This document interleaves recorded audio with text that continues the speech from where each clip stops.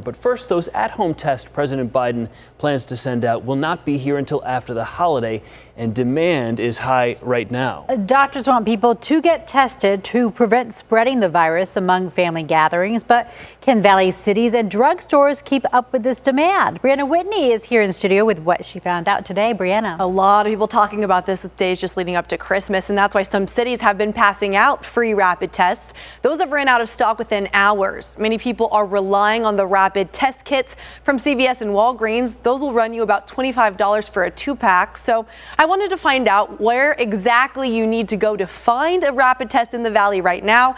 And the best way to do that was to take you through the process myself. Monday, the city of Mesa ran out of free rapid tests in 2 hours. Tuesday, the city of Tempe ran out of free rapid tests in 3 hours.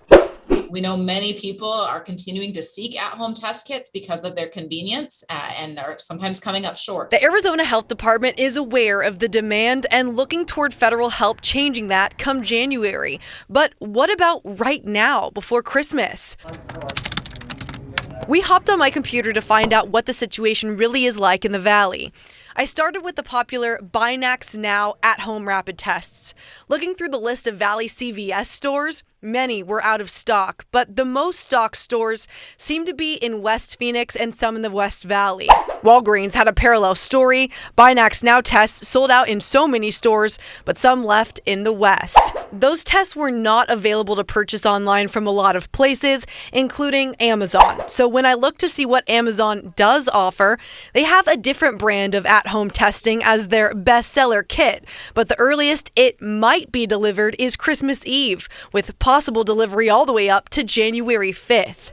While at-home tests are easiest, often they're not being reflected in our state's actual number of COVID cases. At home tests, we know we will not get 100% of the reports back to us. We certainly ask people if they test positive or a family member tests positive on an at-home test kit that they report that information back to their healthcare provider so it can be reported back to public health. One way to make sure a positive case gets reported is to schedule a rapid test at one of the pharmacies, but demand is extremely high for that too. The earliest appointments we could find for those at both CVS and Walgreens in the Valley was December 26th, with most stores showing the 27th. This was a similar story for the PCR test, too. We weren't seeing many of those appointments available until after Christmas as well. Of course, there are other testing companies as well as urgent cares and primary care doctors that offer tests, too. So it's important to check with them as well because they may have slots open or they may be able to work with you on things, too. Jamie? So, BRIANA, what happens if you take one of those tests at home and it comes out negative, but you still have some COVID symptoms? What do you do? Yeah, that's a question a lot of people are asking. The health department says if you test negative on one of those, but you have symptoms and you know you've been exposed to somebody who's tested positive, they recommend then that you follow up with a PCR test after to confirm that you're really negative.